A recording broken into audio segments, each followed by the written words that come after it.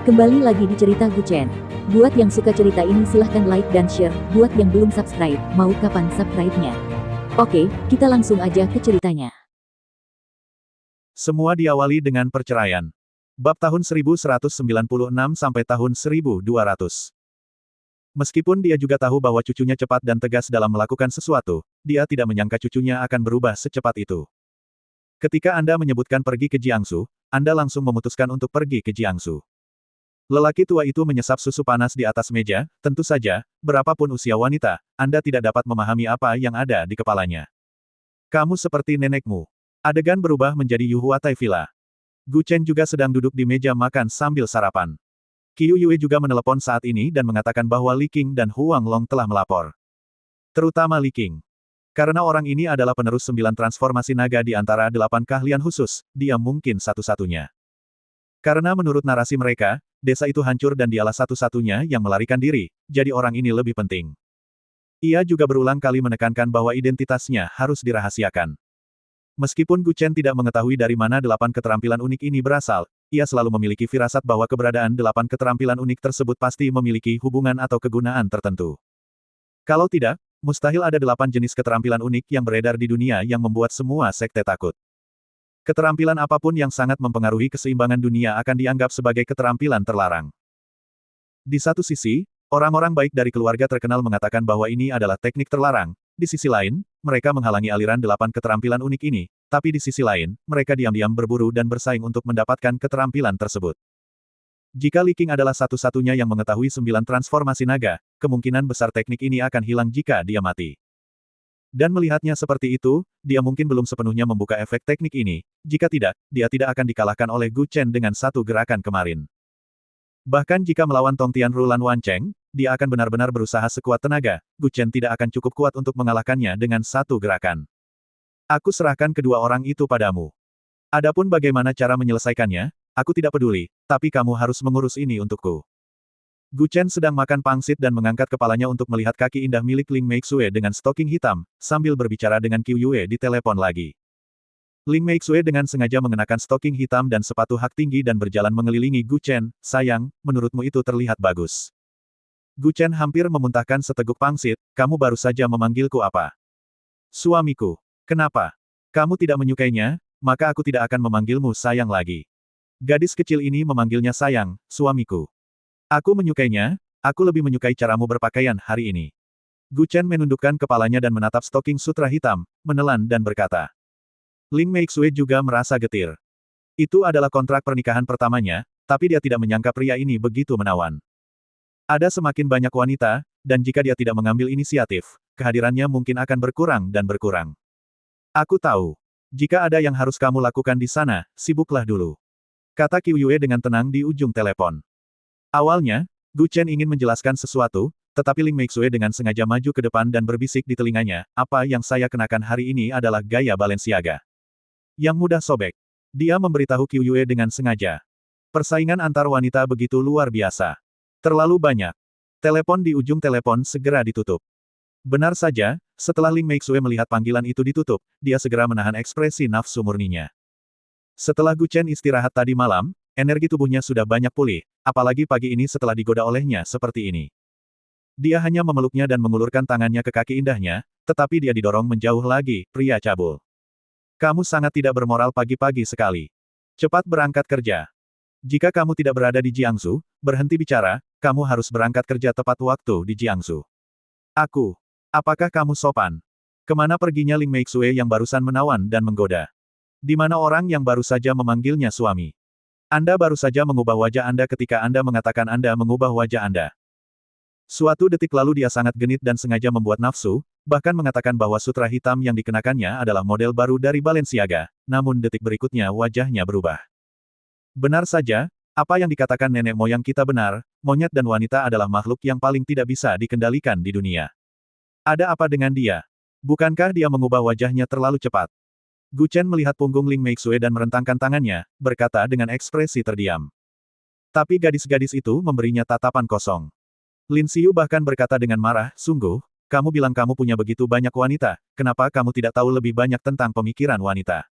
Aku. Ada apa denganku? Gu Chen membentangkan tangan. Bahkan Bai Ruohan mengangguk saat ini, saudaraku, kamu benar-benar perlu merenung.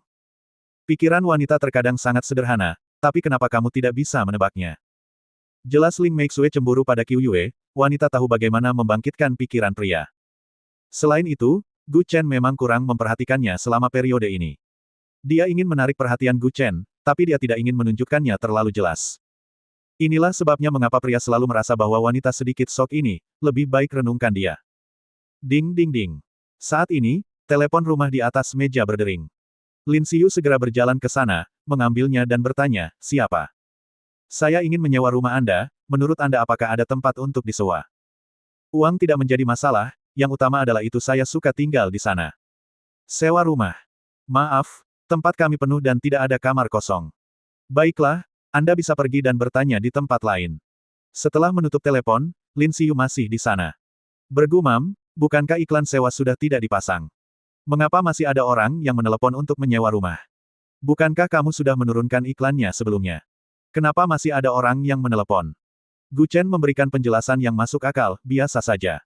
Sewa rumah saya berharga RMB 600 sebulan, dengan air dan listrik gratis.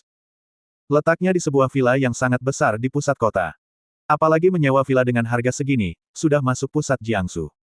Bahkan tidak ada satu toilet pun yang bisa disewa, itu pasti tipu muslihat yang digunakan oleh perusahaan perangkat lunak besar untuk menarik orang lain. 600 yuan, air dan listrik gratis, villa super besar, jendela panorama dari lantai ke langit-langit, beberapa kondisi ini cukup untuk menarik banyak orang. Orang-orang mengklik untuk melihatnya. Jika platform utama menggunakan ini untuk beriklan, jumlah unduhan perangkat lunak akan meroket. Gu Chen mengeluarkan ponselnya dan mencari-cari. Dia telah menghapus informasi ini dari semua platform. Bagaimana orang tersebut mengetahui nomor teleponnya sekarang? Tapi dia tidak terlalu memikirkannya. Mungkin villa itu diiklankan di sudut platform tertentu. Setelah sarapan, Lin Xiu juga bersiap untuk berangkat kerja. Konon dia telah mendapatkan pekerjaan di sebuah perusahaan desain dan saat ini sedang dalam masa magang. Sudah hampir setahun sejak dia dibebaskan dari keluarga Lin. Tahun ini dia sebenarnya berhenti menghabiskan banyak uang. Namun, dia menjual banyak barang yang telah dia beli seharga beberapa juta dan bisa tinggal di Jiangsu. Anda tidak dapat menghabiskan uang sebanyak seperti sebelumnya, tetapi bagi seorang gadis dengan beberapa juta, menjalani kehidupan borjuis kecil di Jiangsu bukanlah masalah. Di rumah, sewa RMB 600 gratis, air dan listrik gratis. Anda tidak perlu khawatir tentang makanan dan minuman. Jika Anda butuh uang, tanyakan saja pada Ling Meixue, dia tidak kekurangan uang. Mau kemana? Gu Chen bertanya ketika dia melihat Lin Xiu berpakaian sangat indah. Dia tidak bisa menahan diri untuk tidak menoleh dan memelototi pria ini, pergi bekerja. Kalau tidak, menurutmu mengapa aku akan berdandan begitu bagus? Baru-baru ini aku mendapatkan pekerjaan sebagai desainer magang di timur kota. Saya akan segera lulus dan perlu 1 semester. Saya memerlukan sertifikat magang untuk mendapatkan gelar sarjana saya. Bisakah kamu tidak pergi bekerja? Gu Chen memandangnya dan terkekeh.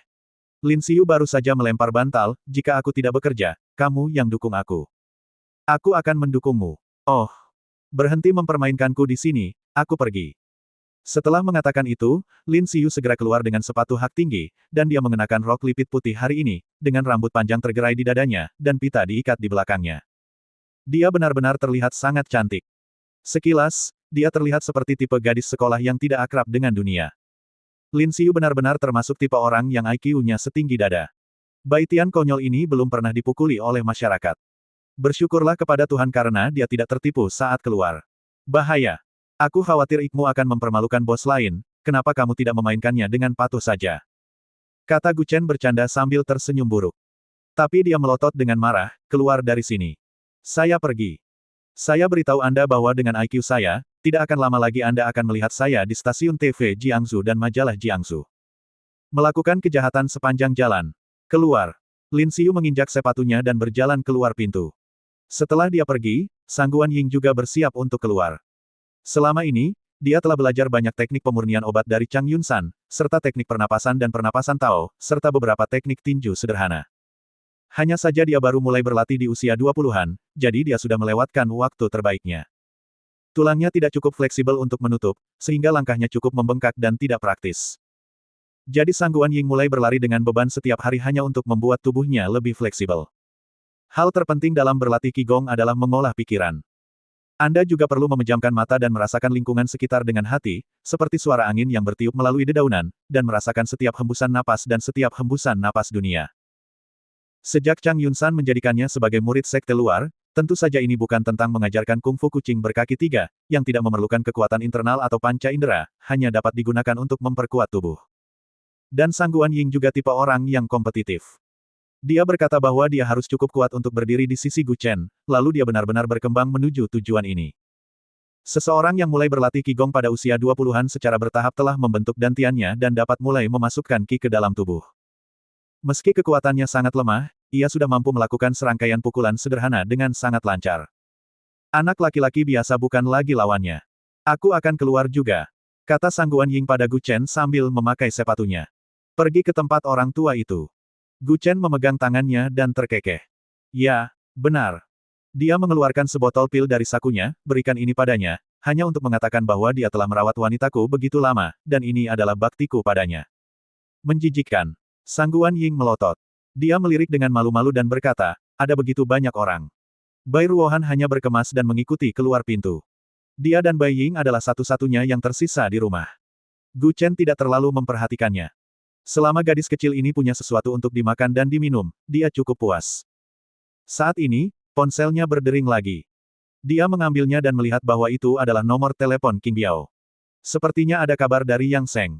Begitu dia menjawab panggilan, dia mendengar suara air minum dari ujung telepon yang lain. Tuan muda, Yang Seng sudah pergi bekerja di distrik baru Huangpu. Orang tua itu sangat rakus akan uang. Dia menginginkan 30 juta setahun. Dia mengatakan dia dapat menangani semuanya di distrik baru Huangpu dalam 10 hari. Ujung telepon yang lain berkata sambil menghela nafas lega. 30 juta setahun, menyelesaikan pekerjaan di area baru Huangpu sama sekali tidak mahal. Ini jauh lebih hemat biaya daripada Luo Jiangwo, yang bisa memanen miliaran di sana di masa lalu. Apakah dia dapat diandalkan? Gu Chen bertanya dengan ragu. Qing Biao menepuk dadanya dan berkata, Tuan muda, jangan khawatir, orang ini hanya salahku.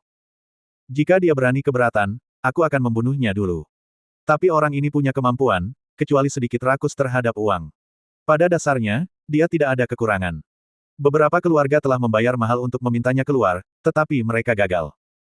Kali ini kami melobi untuk waktu yang lama, dan itu hanya setelah dia mengetahui kejadian Anda di Huangpu Distrik, dan dia bersedia keluar untuk membantu Anda lagi. Saya hanya menyukai orang yang rakus akan uang dan nafsu, dan mereka bukan orang suci. Jika mereka tidak menyukai apapun, maka saya tidak akan berani menggunakan itu. Gu Chen tersenyum ringan dan berkata, ngomong-ngomong, apakah Ming Lang sudah ditemukan? Ini. Belum. Ming Lang sombong dan sulit untuk mengubah hal-hal yang telah dia putuskan. Butuh waktu. Saya bisa menunggu, tapi distrik Huangpu tidak bisa menunggu. Ada banyak yang tidak terkendali di sana, dan seseorang harus datang dan mengambil alih. Oke, ayo lakukan ini sekarang, saya akan memikirkannya. Setelah beberapa patah kata, dia menutup telepon. Mengirim pesan teks ke Ye Dongqing dan minta dia mengirimkan alamat Ming Lang. Jika mereka tidak dapat menangani masalah ini, Gu Chen masih harus keluar dan menanganinya secara pribadi. Seorang laki-laki rela mengubur kemampuannya sendiri dan memilih hidup susah. Sekalipun ia miskin, berpisah dari istrinya, dan keluarganya melarat, ia tidak pernah berpikir untuk menggunakan keahliannya sendiri untuk menjalani kehidupan yang baik. Ini bukan hanya kekecewaan bagi keluarga Gu, tapi kekecewaan bagi seluruh dunia, dan intrik semua keluarga kaya. Harapan bahwa orang-orang seperti dia dapat mendukung kelangsungan hidupnya pasti bukan dirinya sendiri, melainkan anak-anaknya. Yang didengar adalah, Ming Lang sangat menyayangi putri kecilnya. Sekalipun dia harus bekerja ekstra sehari, dia tetap harus membelikan baju dan sepatu baru yang terindah untuk putrinya. Mungkin dia bukan suami yang baik, tapi yang pasti ayah yang baik. Dia duduk di kursi dan melihat beberapa informasi tentang Ming Lang, tetapi tidak memperhatikan perilaku Bai Ying yang tidak biasa. Saat ini, Bai Ying sedang berada di halaman, dan Huzi mengaum dan mengendus kemana-mana. Setelah beberapa saat absen, Huzi telah tumbuh dari anak anjing menjadi anjing besar. Ia mulai mewaspadai setiap sudut, tetapi Bai Ying melihat tanda dengan tanda khusus di pohon di halaman. Ini adalah simbol eksklusif untuk wilayah Miao. Dia tidak menyangka akan muncul di halaman ini. Di dalam ruangan, Gu Chen juga mendengar suara marah Huzi, dia berjalan keluar kamar, angin meniup pohon-pohon besar di halaman, dan memang ada bau orang asing. Jika seseorang sedang berlatih bela diri, pada saat angin naik dan turun, jika ia mengerahkan tenaga dalam, maka akan timbul aura lemah tenaga dalam yang terserap pada daun. Orang biasa pasti tidak akan bisa mendeteksinya, tapi untuk master seperti Gu Chen, dia bisa merasakan aura yang paling samar sekalipun. Siapa? Gu Chen mengeluarkan beberapa jarum perak. Jeritan dan erangan seorang pria terdengar dari puluhan meter jauhnya, namun dalam sekejap pria itu menyelinap jauh. Jika Gu Chen ingin bergegas keluar dan mengejarnya dengan cepat, dia mungkin harus lari jauh. Dia pasti bisa menangkapnya, tetapi lawannya tidak layak membiarkan dia bersusah payah untuk mengejarnya. Seseorang datang dari Miao Jiang. Bai Ying melihat tanda itu dan bergumam dengan suara rendah, apakah dia di sini untuk mengambil batu tiga kehidupan? Berbicara tentang batu tiga kehidupan, Gu Chen mengira dia datang ke sini karena dari sebuah batu, dan batu yang tampaknya berharga itu dilemparkan langsung ke dalam pot bunga olehnya. Hei, kamu, orang suci, telah melarikan diri selama setahun penuh. Apakah kamu benar-benar tidak berencana untuk kembali? Gu Chen bertanya dengan rasa ingin tahu. Dia berbalik dan memutar matanya ke arah Gu Chen, yang berkata dengan marah, jika saya bisa kembali, apakah saya akan tetap tinggal di sini? Selain itu, bukan berarti saya tidak ingin memberi Anda uang. Saya akan memberi Anda makanan dan minum. Apakah uangnya oke? Setelah mengatakan itu, dia mengeluarkan sebatang emas dari suatu tempat di dalam tas dan melemparkannya ke arahnya. Hei, hei, apakah kamu membawa emas batangan? Gu Chen berkata tanpa berkata-kata sambil memegang emas batangan itu. Dan beratnya sepertinya emas murni. Aku masih punya beberapa di dalam tas. Cukup untuk tinggal di sini beberapa kali seumur hidup. Aku tidak bisa makan banyak. Lihat betapa pelitnya kamu, kenapa kamu mengusirku? Bai Ying menjulurkan lidahnya dan berkata sambil bercanda. Ketika Gu Chen mendengarnya berkata bahwa dia tidak cukup makan, dia tertawa terbahak-bahak, hahaha, kamu makan 3 mangkuk dalam 1 kali makan, 9 kali sehari, dan kamu sebenarnya mengatakan kamu tidak cukup makan. Ya, kamu melakukannya. Jika kamu tidak menanam daging, apa gunanya makan? Keluar. Bai Ying berjalan keluar halaman dengan marah. Gu Chen tidak menggodanya lagi, tetapi mengklik jam tangan berteknologi tinggi yang dia kenakan. Ia dapat mendeteksi apakah semua perangkat penginderaan inframerah yang diatur di sekitarnya normal, atau jika ada kerusakan, Anda dapat melihatnya di jam tangan. Ini adalah jam tangan terbaru yang dikembangkan di luar negeri yang dapat mengontrol semua perangkat pintar di dalam ruangan. Gu Chen bahkan mengatur pertahanan yang sangat kuat di dekat villa. Pada saat bahaya, Anda dapat memasuki mode pertahanan darurat, dan tembok besi pertahanan seberat 300 kg akan berdiri, tidak hanya di sekitarnya, tetapi bahkan di langit-langit. Apalagi mekanisme pertahanan rumah ini tidak dibuat oleh Gu Chen, melainkan oleh pemilik rumah sebelumnya. Baru kemudian Gu Chen mengetahui bahwa setelah mengaktifkan perangkat tersebut terhubung ke jam tangan pintarnya. Saat menghadapi situasi berbahaya, ia bisa langsung melindungi lingkungan sekitar rumah dari jarak jauh, bahkan tembok tembaga dan tembok besi pun tidak bisa ditembus oleh senjata. Dia melihat sekeliling dan tidak melihat tanda-tanda kerusakan atau alarm. Artinya masyarakat di Xinjiang Selatan belum menemukan alat pengaman tersebut, namun mereka dapat menggunakannya di pepohonan di halaman. Ada sesuatu. Gu Chen melihat sekeliling dan terkekeh. Pada saat yang sama, ada kota yang relatif kecil dan relatif miskin bernama kota Jiangyang yang terletak di antara kota Chang'an dan kota Loyang. Kota ini tidak luas, tetapi juga mengelola sebuah distrik dan 2 kabupaten di bawahnya. Bahkan daerah perkotaan pun sangat miskin, apalagi kota kabupaten di bawahnya. Masalah terbesar di kota ini adalah sumber air. Di kota utama, pasarnya kekurangan air di sini agak kering. Dataran tengah di ujung utara, kekeringan parah sering terjadi di sini. Kadang hujan turun dalam setengah bulan, tapi kadang turun hujan dalam 3 bulan. Oleh karena itu, kota Jiangyang sangat kekurangan air. Sungai seringkali sangat kering, dan semua orang bergantung pada air mineral untuk memasak. Untungnya, transportasi sekarang sudah berkembang. Jika kekurangan air, Anda bisa menggunakan pesawat untuk mengalirkan air dalam jumlah besar. Namun hal ini sulit dilakukan di daerah-daerah di bawah ini. Saat ini, terdapat lokasi konstruksi di selatan kota Jiangyang, di mana sebuah bungalow kecil akan dibangun. Ini adalah real estate yang relatif bagus di daerah perkotaan, dan juga satu-satunya tempat di mana sungai dapat dilihat. Namun sungai ini hanyalah sungai kecil dengan beberapa perahu nelayan yang mengapung di sungai tersebut. Namun di kota Jiangyang, harga rumah yang bisa ditemukan di sebelah sumber air mencapai 10.000 hingga 20.000 meter persegi. Di lokasi pembangunan ini, ada seorang pria yang sangat berotot dan berkulit kecoklatan. Tingginya sekitar 1,8 meter dan memiliki otot yang kuat. Bahkan di lokasi konstruksi, dia terlihat paling menonjol. Ototnya saja tidak terlihat seperti orang yang nongkrong di lokasi konstruksi, beberapa orang tidak akan mempercayainya. Dengan ototnya yang kuat saja, jika dia benar-benar keluar ke jalan raya, dia mungkin akan lebih seperti orang jahat daripada orang jahat asli, dan lebih seperti kakak laki-laki daripada kakak laki-laki, tapi dia bekerja dengan penuh giat pada situs konstruksi ini. Dengan kekuatan ini, satu orang dapat memperoleh 5 hingga 600 yuan sehari dengan melakukan pekerjaan dua orang, yang tidak seberapa, tetapi hampir tidak dapat membiayai biaya ibu dan anak yang sakit di rumah. Orang ini adalah Minglang yang selama ini dicari Gu Chen. Saya melihatnya mendorong troli. Batu bata di atasnya ditumpuk lebih tinggi dari yang lain, dan beratnya setidaknya 2 hingga 300 kilogram. Kebanyakan orang pasti tidak akan mampu mendorongnya, tetapi dia memegang pegangan troli dengan satu tangan dan mendorong itu. Sambil memegang rokok di satu tangan, dia dengan mudah memindahkan sesuatu yang bisa memakan waktu 2 atau 3 orang. Orang seperti ini juga menjadi favorit para kontraktor, ia cakap, tahan kesusahan, dan hanya ingin mencari uang. Siapa yang tidak menyukainya, namun kontraktor tidak senang jika menyukai para pekerja di bawahnya. Sekelompok orang melihatnya bekerja sangat keras, dan banyak mandor kecil yang merasa sangat jijik. Awalnya, mereka bekerja sebagai orang asing bersama-sama, tidak melakukan banyak pekerjaan sepanjang hari, tetapi mereka juga bisa mendapatkan sejumlah uang. Namun, Minglang bekerja sangat keras setiap hari, menghasilkan 5 atau 600 sehari, dan terkadang bahkan 1000 yuan, yang jauh di belakangnya. Sepertinya semua orang bermalas-malasan, tetapi Anda masih bekerja keras dan menghasilkan 1000 yuan sehari, dan hati setiap orang tidak seimbang.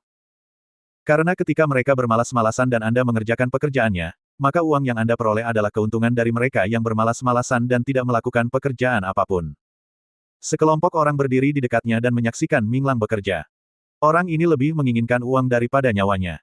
Jika dia berani bekerja keras, dia tidak tahu apakah dia bisa menghasilkan uang atau menghabiskan hidupnya. Anaknya masih sakit di tempat tidur. Putrinya tidak dalam keadaan sehat dan masih di taman kanak-kanak. Bagaimana mungkin dia tidak bekerja keras untuk menghasilkan uang? Sial, itu tidak sulit bagiku. Sekarang, satu orang dapat memperoleh 7 hingga 800 yuan sehari, bahkan 1000 yuan. Saya dapat memperoleh 120 yuan sehari. Semua orang sedang istirahat dan dia masih bekerja. Dia masih bekerja diam-diam setelah tidur siang. Ya, orang ini tidak bisa menjadi orang yang suka berteman. Semua orang harus istirahat bersama. Setelah pekerjaan selesai, tidak ada yang akan menghasilkan uang. Dia bekerja dan kita istirahat. Kontraktor pasti mendesak kita untuk bekerja ketika dia melihatnya. Dia benar-benar pembuat onar. Aku sangat membencinya. Aku punya cara, lihat saja aku. Hanya pada waktunya, Minglang mendorong. Sebuah gerobak kecil datang ke sini, dan batu bata di dalamnya ditumpuk menjadi sebuah bukit. Akibatnya, ketika dia melewati seseorang, orang tersebut menjulurkan kakinya untuk menakutinya, dan semua batu bata dari troli tersebut jatuh ke arahnya. Minglang tanpa sadar memblokir dengan tangannya, dan dengan ledakan kekuatan internal, tangan dan kakinya sangat fleksibel untuk menangkap semua batu bata yang berserakan di udara, dan memasukkannya dengan mulus ke dalam troli. Dia menoleh dan memelototi pria itu, yang membuat pria itu takut berulang kali, terutama ketika dia melihat otot-otot kuat di tubuhnya. Kamu, apa yang kamu inginkan? Saya dapat memberitahu Anda, dengan begitu banyak orang yang menonton, jika Anda berani memukul saya jamin Anda akan kehilangan segalanya. Tapi Minglang hanya tersenyum dan berkata, kamu salah paham, aku ingin minta maaf padamu. Aku baru saja merokok dan menginjakmu tanpa melihat ke jalan. Maafkan aku, maafkan aku. Semua orang juga bingung. Otot Minglang cukup untuk menakuti orang biasa, dan dia sangat tinggi, hampir 1,9 meter, tingginya seharusnya sekitar 1,86 meter, dan dia penuh dengan otot. Di musim dingin, dia tidak mengenakan jaket seperti orang lain, tetapi dia tetap mengenakan pakaian tipis. Kebugaran fisik ini sungguh luar biasa. Hanya dengan satu pukulan, orang biasa mungkin akan mengira dia telah dipukuli sampai mati. Dengan tubuh yang kuat, dia tahu dengan jelas bahwa seseorang sengaja membuatmu tersandung, tapi dia malah meminta maaf. Semua orang tampak terkejut. Dulu, Minglang adalah orang yang suka membunuh dan tegas. Dia tidak pernah diintimidasi seperti ini. Mungkin dia sendiri tidak mengerti. Dia hanya ingin mencari uang untuk menghidupi keluarganya. Entah seseorang mengundangnya untuk bergabung dengan suatu kelompok untuk melakukan aktivitas ilegal tetapi dia menolak dan menjadi sasaran brutal, atau dia pergi ke lokasi konstruksi lain seperti sekarang, atau bekerja di tempat lain dan dia akan dipandang rendah dan diperlakukan berbeda pada tingkat yang berbeda-beda. Dia tidak berpikir untuk mengambil pekerjaan orang lain. Dia hanya berpikir bahwa jika dia bekerja lebih giat, dia bisa mendapatkan puluhan yuan lebih banyak, dan jika dia kurang istirahat, dia mungkin bisa membeli baju baru tambahan untuk ibunya yang sudah tua dalam sebulan, dan keluarganya akan bisa makan daging sekali lagi. Sejujurnya, idenya sesederhana itu, tetapi dia telah banyak berkompromi dalam hidupnya dan banyak berkompromi, mengapa masih banyak orang yang tidak mau melepaskannya. Dia mengangguk dan tersenyum pada pria itu, menjadi pria sejati tanpa merasa malu. Kemudian dia mendorong gerobak dan terus berjalan ke depan. Pria ini tampak tidak masuk akal dan tidak kenal ampun. Melihat Minglang tidak memukulinya dan memiliki sikap yang baik, dia terus memanggilnya pengecut dan lemah dari belakang. Namun Minglang pura-pura tidak mendengar, karena dia tahu bahwa dalam kelompok umur ini, ada senior dan junior, dan tidak ada yang mau membayar kesalahannya. Jika dia memukul orang dan menggunakan tangannya, dia akan cacat meskipun dia tidak mati. Maka kamu harus kehilangan uang lagi. Jika dia masih pemarah seperti sebelumnya, dia mungkin akan membawa beberapa nyawa di punggungnya, dan dia pasti tidak akan bisa tinggal di kota Jiang yang lebih lama lagi. Anak perempuannya masih muda, dan ibu di rumah sudah sangat tua. Jika tidak ada beban berat di pundaknya, bagaimana dia bisa membiarkan laki-laki seperti dia membungkuk? Saat ini, orang-orang tidak tahu malu. Jika mereka menyentuh seseorang, mereka akan jatuh ke tanah dan harus pergi ke rumah sakit untuk menjalani semua pemeriksaan sebelum meminta kompensasi. Jika menang maka kamu akan masuk penjara, jika kalah maka kamu akan dirawat di rumah sakit. Ketika kamu masih muda, kamu tidak takut pada apapun, tetapi ketika kamu bertambah tua, kamu selalu harus terlalu khawatir. Laki-laki yang berteriak itu merasa capek memarahi dan sudah tidak menarik lagi. Ia kembali ke pinggir lapangan lagi sambil membual kepada rekan kerjanya. Apakah kamu melihatnya? Sudah kubilang padanya, dia bahkan tidak berani kentut. Wanita seperti apapun akan hancur selama 8 kehidupan jika dia mengikutinya. Pria itu berkata dengan ekspresi keras di wajahnya. Tapi Minglang tetap menundukkan kepalanya dan memindahkan batu bata di kejauhan. Di bawah terik matahari, kulitnya terbakar hitam. Sampai siang hari, orang lain banyak makan daging dan ikan. Meskipun berada di lokasi konstruksi, jika Anda punya uang, Anda tidak bisa makan daging apapun, tapi ada juga makanan tambahan. Tetapi meskipun Minglang berpenghasilan 1.000 yuan sehari, dia masih makan nasi putih, memegang sekantong acar, dan menghitung tagihan di ponsel yang seharusnya sudah dihilangkan 7 atau 8 tahun lalu. Semakin dia berperilaku seperti ini, semakin banyak orang menudingnya. Sial, bagaimana kamu bisa berpura-pura seperti ini? Bos baru saja memberinya lebih dari 30.000 yuan. Dia tidak ingin mengundang kita makan malam, tapi dia bahkan tidak makan sepotong daging. Kamu berpura-pura menjadi siapa? Ya, saya juga. Saya mendengar bahwa dia awalnya hanya memiliki lebih dari 20.000 yuan bulan ini, tetapi bos wanita menghargainya dan memberinya beberapa ribu yuan lebih banyak, dan memintanya bekerja lembur untuk memindahkan barang dari truk. Mengapa saya tidak bisa mendapatkan hal semacam ini? Siapa yang tahu, berpura-pura menyedihkan setiap hari, memindahkan batu bata dan mendapatkan puluhan ribu dalam sebulan, mengapa Anda begitu enggan menambah hidangan? Anda menghasilkan begitu banyak uang hanya untuk mati. Meskipun semua orang tidak puas dan merasa bahwa dia telah merampas pekerjaan semua orang. Bagi orang biasa, 6 hingga 7 ribu sebulan dianggap baik, tetapi dia bersikeras mendapatkan 20 hingga 30 ribu sebulan. Memindahkan batu bata dan memindahkan batu bata bahkan lebih tinggi daripada gaji pekerja kantoran. Mungkin semua orang mengira dia bukan orang yang suka berteman. Jika dia menghasilkan puluhan ribu yuan sebulan dan tidak mentraktir semua orang makan atau membiarkan semua orang merokok, maka dia adalah pria yang tidak ramah. Tapi Minglang hanya duduk sendirian, memegang semangkuk nasi putih di tangan kirinya, dengan hanya sebungkus acar sayuran yukuan seharga 1 yuan di atasnya. Meskipun demikian, dia enggan menghabiskan acar dalam 1 gigitan. Saat itu, telepon di tangannya berdering. Suara seorang gadis kecil terdengar dari ujung sana. Ayah, apakah kamu sudah makan? Seorang gadis kecil tersenyum manis di ujung telepon. Minglang bukanlah dewa atau tubuh yang tidak bisa dihancurkan. Dia duduk di tangga dengan kelelahan, tetapi setelah mendengar suara putrinya, rasa lelahnya segera hilang. Ayah sedang makan. Apakah kamu dan nenek sudah makan? Makan. Bubur nenek, kami makan daging hari ini. Ayah, apakah kamu makan daging hari ini? Kata gadis kecil itu dengan suara manis di ujung telepon. Minglang melirik nasi putih di tangannya dan berpikir keras. Nasi putih dengan acar mungkin tidak sebagus yang mereka miliki di rumah.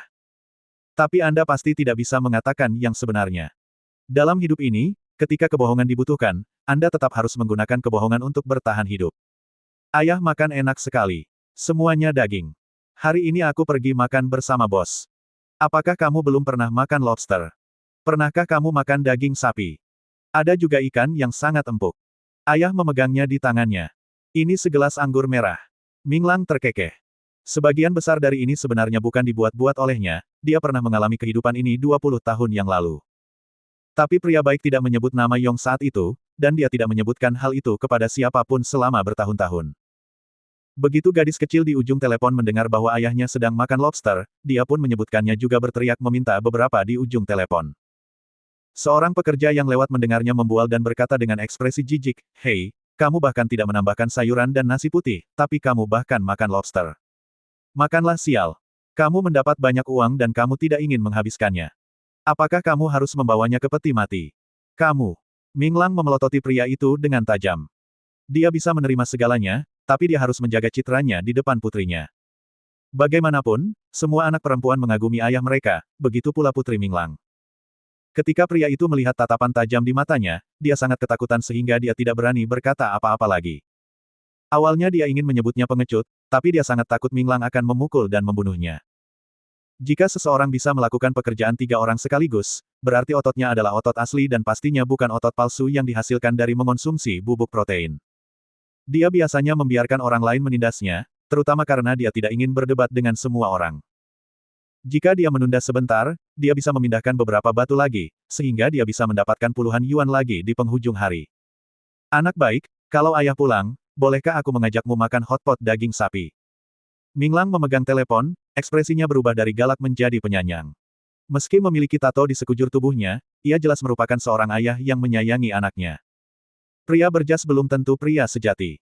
Saya telah melihat terlalu banyak orang berjas melakukan hal-hal buruk yang tidak diketahui, dan saya juga melihat orang-orang bertato tetapi mencuci kaki orang tuanya di rumah. Seorang gadis berpenampilan awet muda mungkin sedang berbisnis di luar hotel tanpa Anda sadari. Seorang gadis dengan pakaian panjang dan kasual, namun ia bahkan mendapatkan ciuman pertamanya. Jadi jangan pernah menilai buku dari sampulnya, jangan pernah meremehkan siapapun, dan jangan pernah memandang rendah siapapun. Oke, oke.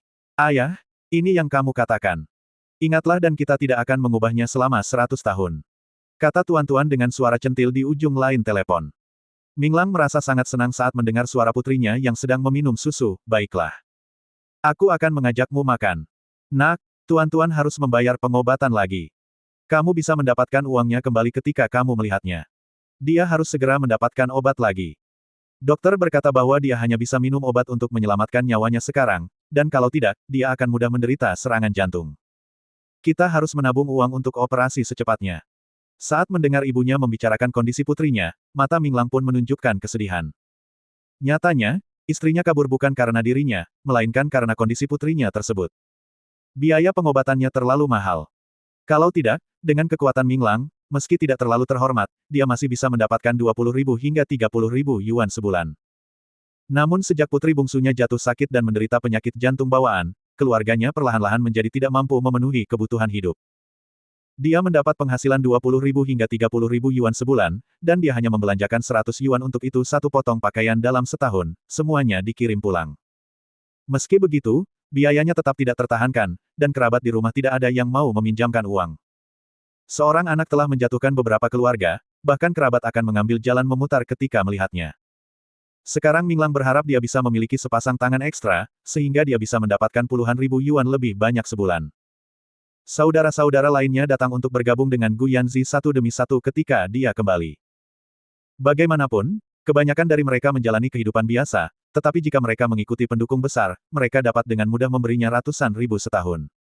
Lagi pula, dalam masyarakat saat ini, tidak mungkin kedua kekuatan bersaing secara langsung. Paling-paling, mereka bersaing secara diam-diam, dan seringkali mereka mendukung semua orang. Ketika seorang jenderal seperti Minglang kembali ke Gu Yanzi, dia tidak bisa membebankan harga berapapun padanya setiap bulan. Bahkan jika gajinya 10 juta setahun, selama dia bersedia kembali, Gu Yanzi bahkan tidak akan mengedipkan alisnya. Tapi dia lebih memilih menjalani kehidupan yang sulit dan miskin tanpa akhir yang terlihat daripada pergi. Gu Yanzi lah yang mengkhianati semua orang, membatalkan rencananya untuk mendominasi dunia, dan menghancurkan semua gagasan saudara-saudaranya untuk mengikutinya menaklukkan dunia, jadi dia telah menahan keinginan ini di dalam hatinya selama bertahun-tahun dan belum merelakannya. Tidak masalah, aku baru saja mendapat gajiku dan akan meneleponmu kembali nanti.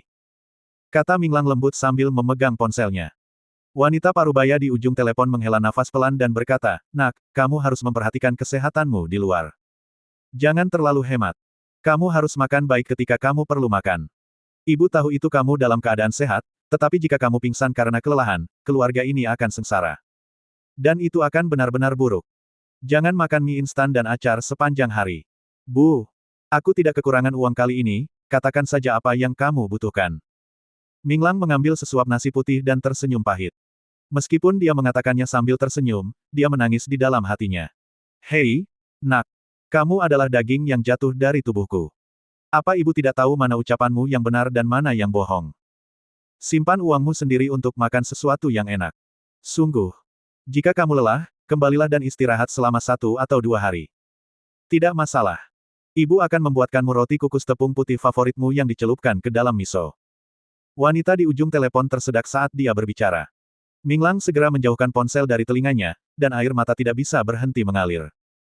Yang benar-benar mengalahkan seorang pria seringkali bukanlah tekanan dari dunia luar, melainkan perhatian dan kepedulian dari keluarganya. Jerami inilah yang mematahkan punggung unta. Pria berdarah besi itu justru menundukkan kepalanya dan menitikkan air mata kali ini. Bu, aku minta maaf padamu. Tuan-tuan dan akulah yang telah menyeretmu ke bawah. Maafkan aku. Jika tidak ada tuan-tuan, ibuku tidak akan terganggu, tapi tuan-tuan masih muda, jadi aku khawatir. Ada juga suara tersedak di telepon. Ini benar-benar orang yang paling tahu. Minglang telah mengurus kehidupan keluarga selama bertahun-tahun, dan dia tidak pernah mengatakan sepatah kata pun keluhan. Tidak masalah jika dia memakai kain lap, tapi wanitanya, orang tuanya, dan anak-anaknya harus memakai baju baru. Jika orang lain makan ikan, mereka juga harus makan ikan. Tidak peduli seberapa keras Anda mencoba, tidak ada ruginya kecuali hidup ini. Bu, aku minta maaf padamu. Aku tidak punya kemampuan, aku hanya bisa bekerja keras, maafkan aku, percayalah, anakmu suatu hari nanti akan sukses, dan aku pasti akan bekerja keras untuk membiarkanmu menjalani kehidupan yang baik. Selama tuan-tuan bisa sembuh, saya berjanji. Tapi sebelum dia bisa menyelesaikan kata-katanya, mandor kecil itu datang dan berkata dengan ekspresi galak, apa yang akan kamu makan? Cepat datang dan bekerja untukku, kamu sangat bodoh. Kamu sangat miskin makan dengan acar di atas nasi. Cepat datang dan bekerja. Minglang berkata kepada ibunya dan hendak menutup telepon. Tapi wanita di ujung sana telepon segera berkata, nak, tolong makan makanan secepatnya sebelum membicarakannya. Bagaimana tubuhmu bisa menanggung ini? Baiklah, Bu, aku tidak akan memberitahumu lagi. Aku akan pindahkan batu batanya. Kota Jiangyang sudah berada di utara. Cuacanya sangat panas di musim panas. Udaranya sangat kering sepanjang waktu, dan matahari selalu bersinar. Banyak orang yang kepanasan hingga hampir terkena sengatan panas, namun Minglang masih sendirian, membawa batu bata, menurunkan barang, dan memetik semen saat matahari sedang teriknya. Meskipun dia masih menjadi monster di mata orang, orang bodoh yang menginginkan uang daripada nyawanya, dia tetap bekerja sendiri dan tidak pernah memperhatikan siapapun. Lihatlah si idiot itu. Matahari sangat terik dan suhunya 40 derajat, dan dia masih bekerja di sana. Dia benar-benar membutuhkan uang daripada nyawamu. Dia berpenghasilan puluhan ribu sebulan, tetapi kamu masih bekerja sangat keras. Terlebih lagi, dia bahkan tidak peduli dengan uang. Istri ini telah melarikan diri bersama selingkuhannya. Sungguh memalukan. Dia sangat kuat dan berotot, tetapi dia bekerja di lokasi konstruksi di sini. Tidak, sepertinya dia dulunya adalah anggota masyarakat. Mungkin dia baru saja keluar dari kamp kerja paksa, jadi dia hanya bisa mencari nafkah di lokasi konstruksi menjauhlah dari kehidupan sebelumnya. Di bawah terik matahari, Minglang mengenakan handuk basah di tubuhnya. Pada saat ini, seorang pekerja muda berlari dengan cepat, Minglang, seseorang sedang mencarimu di luar. Tapi dia sepertinya tidak mendengar, masih menundukkan kepala dan semen. Seseorang mencarimu di luar. Hei, Minglang. Bukannya dia tidak memperhatikan siapapun, tapi karena lokasi konstruksinya sangat berisik melihat bahwa dia tidak memperhatikan siapapun. Dia melangkah maju dan menepuk bahunya dari belakang. Semua orang tahu bahwa menyerang dari belakang adalah penghinaan terbesar bagi seorang praktisi seni bela diri. Dalam keadaan normal, seperti memasang alat pertahanan pasif di belakang punggung, jika ada yang menyerang dari belakang, mereka akan langsung bereaksi dengan pukulan backhand. Minglang juga sama, dia meninju pria itu dengan backhandnya, tetapi ketika dia melihat itu adalah rekan kerjanya, dia segera menarik pukulannya. Untungnya, dia segera menghentikan pukulan dari wajahnya. Namun angin tinju tiba-tiba menerpa dirinya, menyebabkan wajah pekerja itu bergetar, dan rambutnya berantakan. Apalagi itu hanya angin tinju. Setelah 3 detik, hidung pria itu mengeluarkan darah. Ini adalah cedera dalam yang legendaris. Maaf, tolong jangan muncul di belakangku lagi. Minglang memandangnya dan berkata dengan nada meminta maaf. Banyak pekerja di samping juga tercengang. Jika pukulan itu mendarat dengan kuat, konsekuensinya akan menjadi bencana. Laki-laki itu pada dasarnya dipukuli hingga tidak bisa dikenali lagi dan kemungkinan besar tewas di tempat. Belum lagi hembusan angin yang menyebabkan hidung orang mengeluarkan darah. Kekuatan yang luar biasa. Jelas sekali Minglang tidak mempedulikan siapapun. Dengan kemampuannya, sangat mudah untuk membunuh seseorang, tetapi dia hanya memiliki makanan dan pekerjaan di matanya, dia hanya berharap orang lain akan memarahinya lebih lama lagi, sehingga dia dapat mengambil pekerjaan mereka. Di luar, ada seseorang yang mencarimu di luar. Minglang melirik seorang pria berpakaian hitam yang berdiri di luar pintu. Dia segera melambaikan tangannya dan berkata, tidak. Biarkan saja dia pergi. Dia berkata, jika kamu hilang, dia menyuruhmu keluar segera setelah kamu melihat ini. Ace of Spades. Setelah mengatakan itu, pekerja itu mengeluarkan Ace of Spades. Melihat Ace of Spades, ekspresi Minglang sedikit terkejut, Spade Club. Bersambung.